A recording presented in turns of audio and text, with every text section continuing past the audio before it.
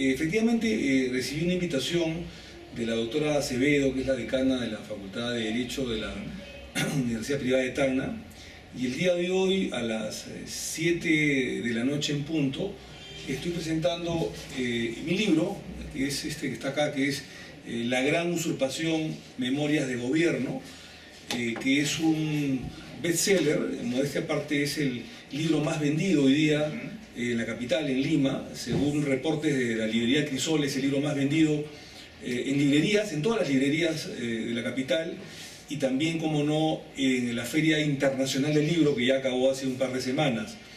Sin embargo, yo no he querido circunscribir solamente esta publicación de La Gran Usurpación de la obra en la capital, sino que también deseamos tratar de viajar por provincias al interior del país para poder de alguna manera distribuirlo y para que la nación entera, el Perú, pueda saber lo que fue el gobierno del presidente Ollanta, pero fundamentalmente el avasallamiento institucional de funciones, la usurpación de la primera dama, para que nunca más se vuelva a repetir. Por eso es que el día de hoy lo estoy presentando en la en la Universidad Privada de Tacna, a las 7 de la noche. Hay una exposición ahí con los alumnos, pero entiendo que es una entrada libre, que cualquiera puede asistir. El auditorio es bastante grande, es el auditorio principal, pero también va a estar el editor Adrus, Andrés Arotaipe, entiendo que distribuyendo a las principales librerías de acá de Tacna para que el público lo pueda vender a un precio que puede estar al alcance de todos los tacneños, un precio cómodo, digamos, para evitar el pirataje, ¿no? Porque en Lima, te comento, Richard, de que hemos vendido miles de obras, de ejemplares en las librerías, en la Feria del Libro, ha sido récord en ventas en menos de un mes, pero también, lamentablemente, pues, los piratas han estado a la orden del día en Lima y han vendido... Es que los piratas están atentos, que el libro se vende inmediatamente, eso de la noche a la mañana, lo sacan y los comienzan a... Y también Richard ha sido récord en ventas en piratas, aunque vuela de hasta en eso, porque el tema de conocer realmente qué ha ocurrido en este gobierno en estos 5 años importa mucho, porque ha marcado un precedente de lo que no se debe hacer. Y comentando ya un poco acerca del contenido del libro, el mismo hecho de utilizar el término usurpación nos denota una idea de lo que ocurrió en estos 5 años. Si usted pudiera describir lo ocurrido en estos 5 años en una frase, ¿cómo podría darlo a conocer la participación de la ex primera dama Nadine Heredia? De un avasallamiento y pisoteo institucional.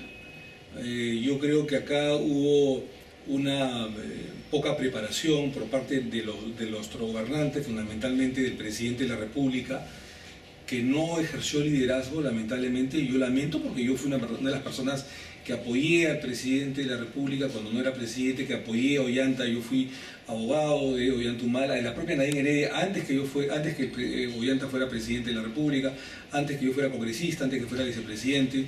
Lo patrociné políticamente. Yo lo lamento, porque al final no solamente me defraudó a mí, sino a sus principales correligionarios, sino también al partido que lo ungió y que lo destruyó, dicho sea de paso, y también a toda la nación entera.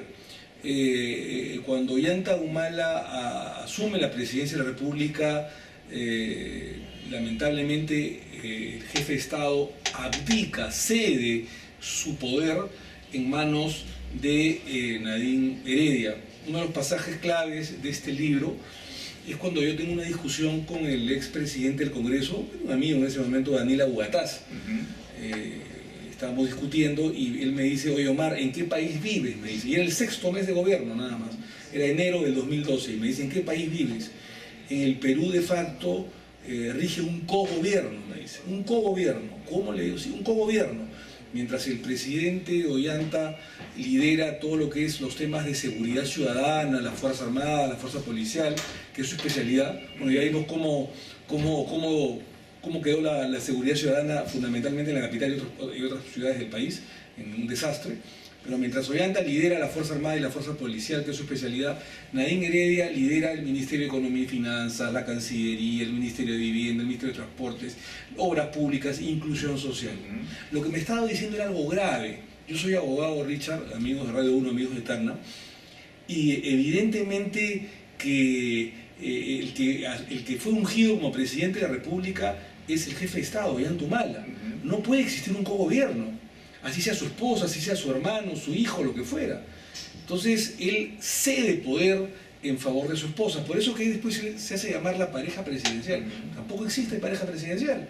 Uno que es un hombre de leyes sabe perfectamente que la votación es exclusiva, en este caso al presidente de la República, si no también habría pues pareja congresal o pareja de alcalde, no. Exactamente. Entonces, y después el mismo presidente, lo comento en el libro, meses después habla sobre que existe un gobierno familiar, como si esto fuera pues una monarquía, una Nos remonta realeza. a los años pasados cuando justamente el entorno familiar era quien tenía la decisión de decidir o no, y esto continúa...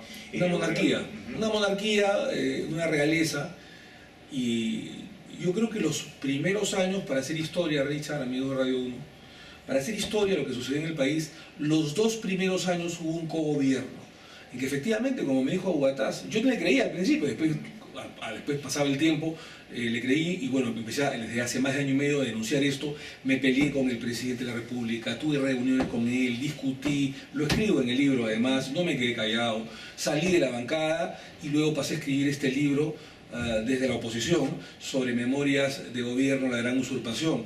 Los 2 primeros años fueron cogobierno, pero a partir del tercer año, una vez que la señora Heredia, la primera dama, se deshace de los principales colaboradores del gobierno de Humala, se deshace primero de mí, un error político, yo lo he reconocido, pero conspira contra mi persona, me aparta en un comienzo del gobierno del presidente de la República, que era una persona de confianza, capaz, que siempre estuvo cercano antes de la campaña, cuando fui su abogado, en la campaña, en los primeros momentos del gobierno.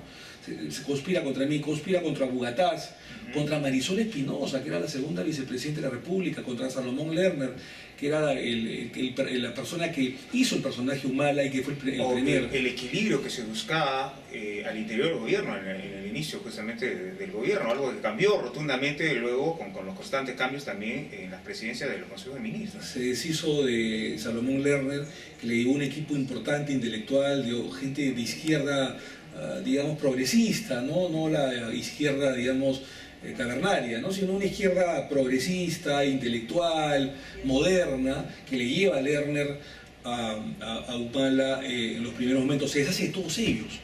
Entonces, una vez que se deshace de todos los principales amigos y colaboradores de Humala, de toda la vida, digamos, entonces Nadine Heredia empieza a poner a su propia gente.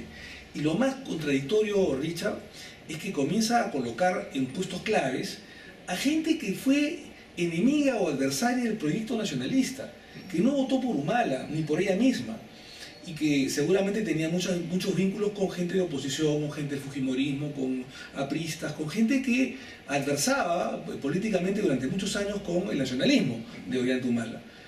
Y se hace amigo de ellos y empieza a colocar gente. Por eso que no sorprende, Richard, cuando ayer o anteayer el ministro de Economía, Torne, señaló que efectivamente en el Ministerio de Economía la señora Nadine Heredia mandaba, ponía y sacaba funcionarios, ministros, viceministros, y ellos le reportaban directamente a ella, lo cual es inconstitucional, es ilegal y representa lo que hemos dicho en el libro. O sea, no hace más que confirmar las declaraciones del ministro de Economía, Torne, lo que nosotros hemos escrito en el libro, en la gran usurpación, es decir, que hubo una usurpación de funciones clara de la señora Heredia. No es una simple persona que se inmiscuía exageradamente en las labores del marido, sino que ella era la que colocaba y sacaba ministros, colocaba funcionarios, dirigía la política general del gobierno y utilizaba... daba la luz verde, como... Daba la luz verde al ministro de Defensa, Cateriano, que nunca se explicó y ahora se va a investigar eso, y además utilizaba a su esposo como interpósita persona para poder gobernar ella a placer. O sea, los últimos 2 años yo creo que ya hubo un secuestro, como lo comento en el libro, un secuestro psicológico del presidente de la República, Ollanta Humala, a manos de su esposa Nadine Heredia. Con lo que nos describes en los primeros y en los posteriores años de gobierno, hay una pregunta. Esta figura de Nadine Heredia, esta posición, ¿no se vio en campaña? ¿No tenía esa suerte de protagonismo o predominio de Nadine Heredia en la primera participación del movimiento nacionalista? ¿Qué contacto ustedes que han estado permanente con ellos? ¿Qué se notaba? ¿No advertía esta actitud Nadine Heredia? Mira, Ella siempre tuvo una labor importante con su marido. Desde el 2006, en la primera campaña que pierde contra Alan García, yo no participé en esa campaña. Yo en ese momento trabajaba en la Procuraduría Anticorrupción, en los temas de la extradición del señor Alberto Fujimori, cosa que logramos con éxito. Y por lo tanto, yo no participé en esa campaña, por lo tanto no te puedo decir sobre eso. Pero después, cuando yo los conozco en el 2007, 2008, al poco tiempo de que ellos pierden la campaña, yo era abogado de ellos y veía una labor importante de su esposa, protagónica, fresca, juvenil, y a la campaña sirvió Nadine Heredia. Causó esa simpatía, y eso no hay que negar. Incluso cuando inició el gobierno había mucha simpatía, la aceptación era muy, muy elevada, sin duda, de primera dama. Sin duda. Entonces, yo creo que Nadine Heredia, cuando comienza la campaña, era un activo importantísimo de la candidatura de Ollanta Humala. Fue un personaje clave también para ganar la presidencia, porque se veía una mujer peruana, a diferencia incluso de otros candidatos que no tienen nada de malo, pero para el impacto ante el pueblo, era mejor una candidata a ser primera dama peruana, per se, a que sea una primera dama extranjera. Y los demás candidatos tenían, por obvias razones o por, en fin, esposas nacidas en otro país. Políticamente se sacó provecho de esa figura. Además, Nadine es una persona de cara simpática, de rostro fresco, de fácil sonrisa, y joven, juvenil, de 35 años, en ese momento 36, joven. Entonces se veía la familia peruana, la familia emprendedora, la familia que nació de abajo, que luchó, entonces, y que triunfó. Y la gente votó por ello. Entonces, yo creo que fue importante la figura de Nadine Heredia en campaña y le sirvió al nacionalismo. Pero una vez que gana la presidencia, que es electa, ella como primera dama y él como presidente de la República, se confunden los roles constitucionales.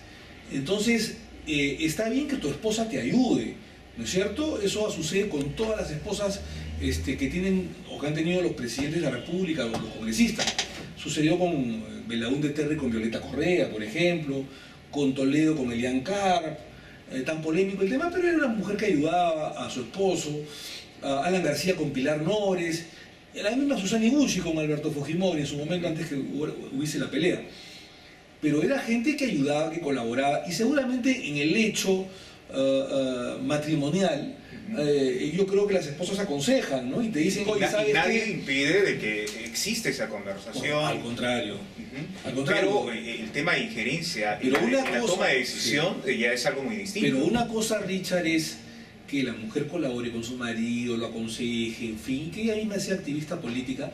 Y otra cosa muy distinta es que ella usurpe funciones, que se inmiscuya en temas de Estado, que coloque ministros, que saque ministros, que coloque funcionarios, que coloque embajadores, que coloque a la canciller.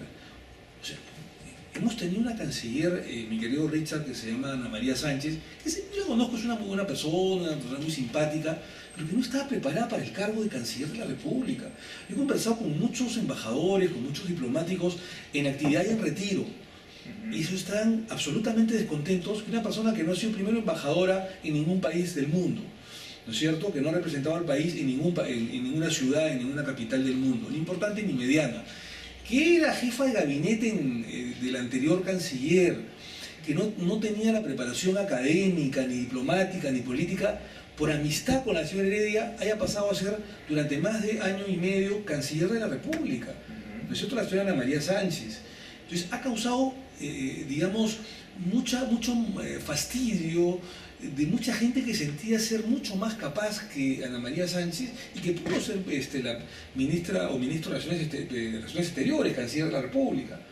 Y así como ese caso han pasado diversas personas que han pasado por otros ministerios que fueron colocados por la señora Heredia. Y por eso el ministro de Economía, valiente, el señor Torne, ha señalado, además es una persona seria, que tiene conocimiento de que efectivamente los funcionarios del Ministerio de Economía reportaban con la señora Nadine Heredia y por eso los ha retirado. Ahora, cuando le vuelven a preguntar al día siguiente, y él dice, bueno, no tengo las pruebas, ¿no? Pero yo sé por una suerte de dicho. retroceso. Sí. Y quisiera ahondar un poco eso, un análisis político. Aún hay injerencia, presión y fuerza de la ex primera dama Nadine Heredia para no sé si es el término, atemorizar o buscar este retroceso de una autoridad, de un ministro, de un gobierno totalmente distinto al que fue del presidente Humala? Fuerza no, ella se va con una aprobación de 9%, que es pésima, es la peor de Latinoamérica como primera dama. El presidente se va con una aprobación del alrededor del 20-21%, que es la peor de América Latina. Lamentablemente la esposa al final hizo mucho daño al presidente de la República en muchos aspectos. Lo convirtió en una especie de inválido político, lo incapacitó para muchas labores, melló la imagen del presidente de la República y la institucionalidad. Y yo no creo que la señora Heredia tenga, pues, ahorita, en este momento, luego de haber terminado el gobierno, mayor peso. Sin embargo, todavía hay resortes que quedan del nadinismo, por así llamarlo, ¿no? Deben quedar seguramente muchos funcionarios que fueron nombrados por la señora Heredia. No solamente los ministros ya no están, digamos, ya son nuevos. Los viceministros, la mayor parte seguramente ya no están. Pero hay otros funcionarios intermedios que todavía están y que fueron colocados por la señora Heredia y que van a tener seguramente que ser desmontados. Que se queden los personajes del anterior gobierno que verdaderamente tienen una valía intelectual, una capacidad política como para poder, digamos, trabajar en cualquier cargo político que ellos tengan, o académico, técnico, bienvenido sea. Pero yo creo que el 80%, 90% de los personajes puestos por Nadine Heredia eran personajes que seguramente no tenían, pues, la valía o la capacidad ni política, ni académica, ni profesional como para ostentar ciertos cargos. Los ponía por el amiguismo, por la confianza, por tener gente, digamos, leal a ellos, ¿no? Y eso tiene que ser desmontado. Entiendo que ya se comenzó. El ministro Zavala, Richard, en su presentación, el segundo día de la presentación en el Congreso de la República para el voto de confianza, señaló algo que nosotros denunciamos en el mes de marzo. Y yo ejercía la labor de parlamentario congresista de la República, y él dijo que efectivamente en los últimos 2 años se había exageradamente nombrado a una serie de embajadores de Perú en diferentes embajadas del mundo, y que había habido un movimiento inusitado de nombramientos que no eran favorables para el país en diferentes embajadas del mundo. Y por lo tanto, esa fue una denuncia que nosotros hicimos en Lima entre marzo y abril de este año, que ha sido ratificada por el propio presidente del Consejo de Ministros, el señor Zavala, y que ratifica lo que decimos en el libro con más de 50 historias. Y lo ha ratificado Torne anteayer, diciendo que efectivamente la señora Nadine Heredia colocaba funcionarios en el Ministerio de Economía, que los ha retirado porque muchos reportaban a ella, ¿no? Pero hablando ya de la actual gestión, si percibe, no sé si es el término, el temor de querer tocar estos temas, pero de no querer tocar estos temas en agenda, porque, seamos muy sinceros, el premier Zavala da estos datos en el Parlamento a solicitud del Fujimorismo, aunque no nos guste, pero el Fujimorismo ha exigido en muchas oportunidades que se pronuncie sobre las investigaciones que va a tener esa actual gestión. ¿Qué pasa con el gobierno del presidente Pedro Pablo Kuczynski? Me da la impresión de que el presidente Kuczynski, que es un buen técnico, que yo estoy convencido que va a hacer una buena labor, se equivoca en este punto de querer ser una especie, pues, de embajador. Es decir, de no pelearse con nadie, ni con los que salieron, ni con los que están, ni los que puedan mañana más tarde adversar contra su gobierno.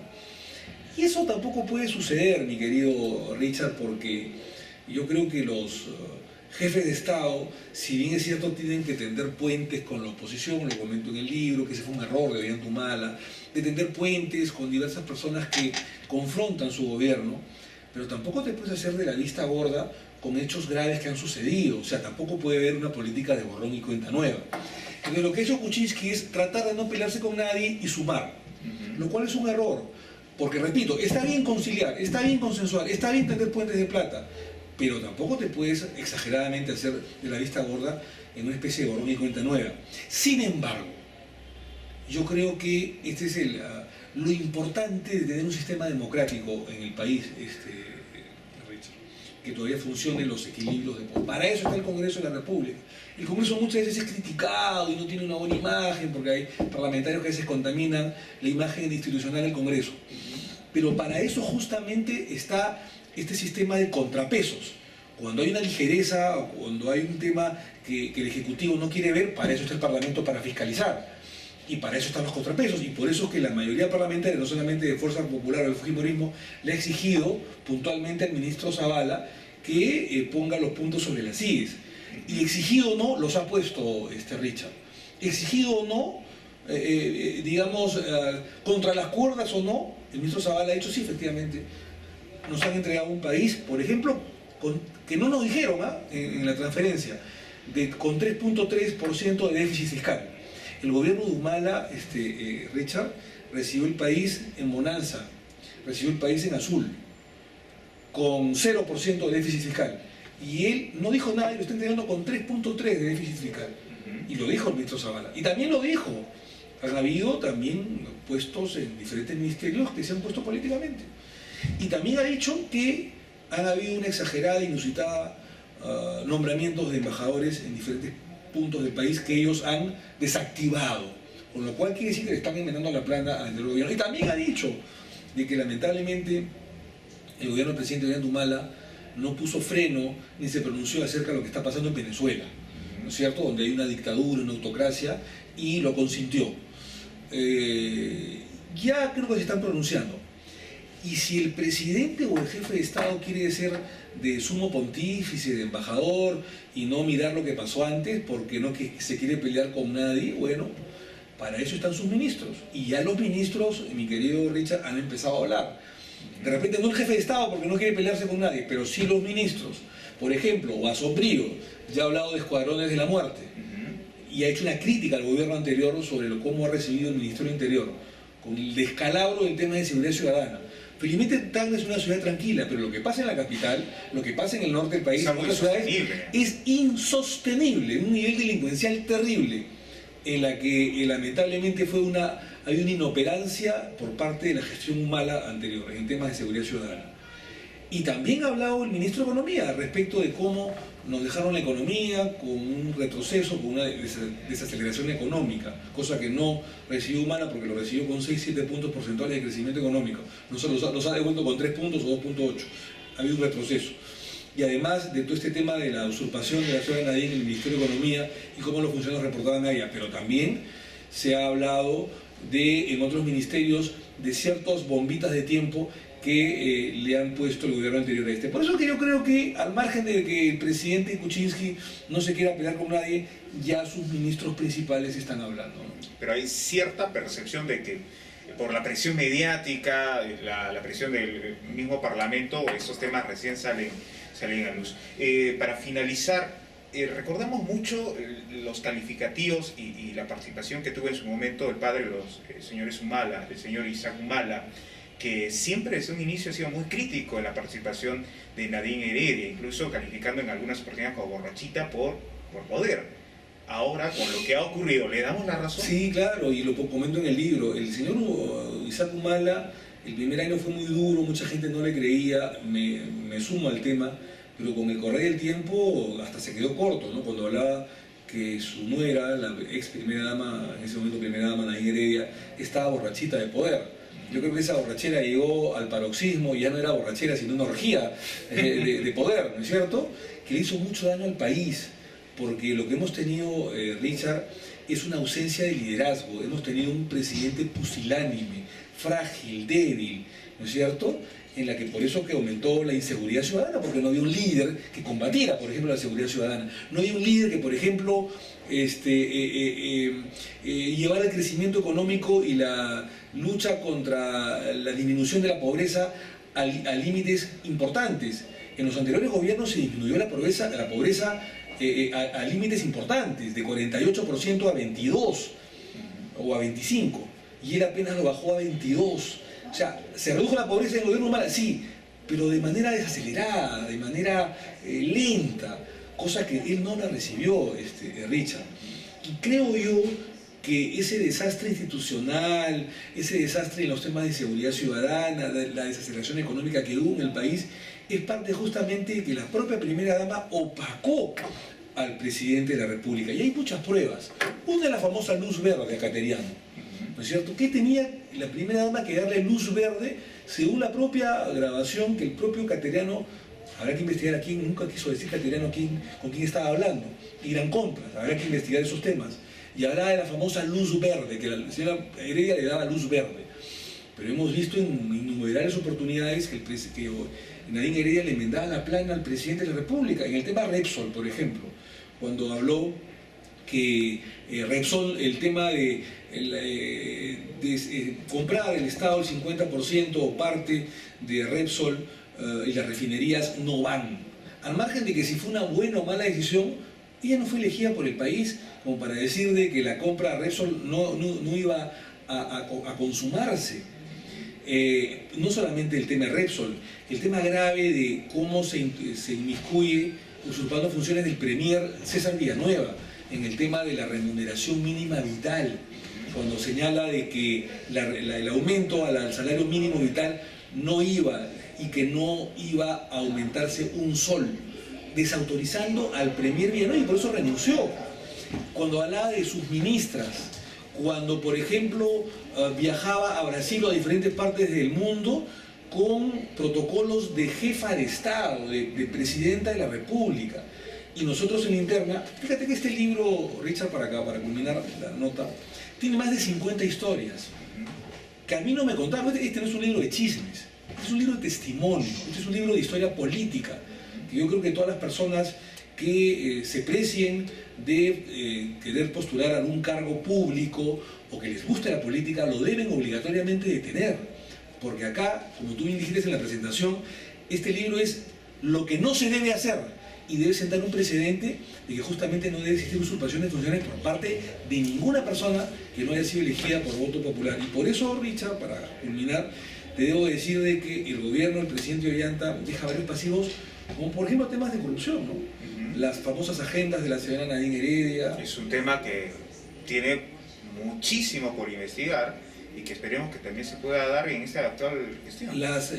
Los negociados que han habido con diferentes empresas brasileñas o los dineros de Venezuela, obras públicas que han quedado en el tapete, como por ejemplo el gasoducto del sur, el aeropuerto de Chincheros, la línea 2 del metro de Lima, obras faraónicas donde las cosas no están claras y donde recién ha comenzado a salir la punta del iceberg. El día de hoy, mis queridos amigos de Tacna, estamos presentando este libro sobre la gran usurpación, Memorias de Gobierno, de alguien que estuvo cerca, que no compartió la política de gobierno, ni mucho menos el comportamiento de la señora Heredia, que la defendí en algún momento determinado, sí, pero que cuando las cosas se comenzaron a desbordar, yo dije, un momentito, hasta acá nomás, yo me retiro y me voy. Y eso fue lo que hice, como mucha gente cercana al presidente de la República, como lo hizo Huguatás, como lo hizo la vicepresidenta Marisol Espinosa, como lo hizo Lerner, y que lamentablemente nosotros nos sentimos defraudados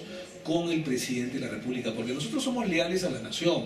Mucha gente nos dice, ¿y por qué no lo denunciaron en su momento? Yo lo denuncié en su momento, pero tienes que denunciar cuando te das cuenta, cuando tienes pruebas, ¿no es cierto?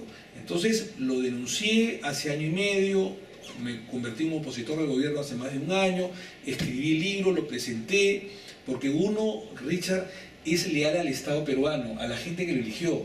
No es leal a sus amigos que se equivocan, ¿no es cierto? Entonces, por eso es que yo creo que este libro es importante para que la nación entera pueda conocer por lo menos una parte de lo que sucedió en este gobierno, por lo menos la actitud de Nadine Heredia, que incluso, como lo pongo en la contratapa, le escribía los discursos al presidente de la República, los discursos del 28 de julio, ¿no es cierto? Los discursos a la nación del 28 de julio eran escritos por la propia Nadine Heredia. El presidente de la República a veces no sabía ni lo que leía.